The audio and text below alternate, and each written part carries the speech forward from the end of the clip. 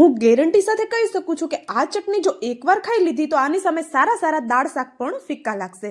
એક મિક્સર જારમાં 2 થી 3 મીડિયમ સાઇઝના પાક્કા ટમેટા સાથે 10 થી 12 જેટલી લસણની કળીઓ, એક ટુકડો આદુનો અને 1 થી 2 જેટલા તીખા સૂકા મરચાં, 2 ચમચી જેટલા ધાણા અને એક ટુકડો આંબલીનો એડ કરી સરસ એવું પીસી લેવાનું છે। પાણી બિલકુલ એડ નથી કરવાનું। એક કડાઈમાં 2 ચમચા તેલમાં મેથી, જીરું, અડદની દાળ અને ચણાની દાળ એડ કરી દાળને સરસ એવી સાંતળી લેવાની છે।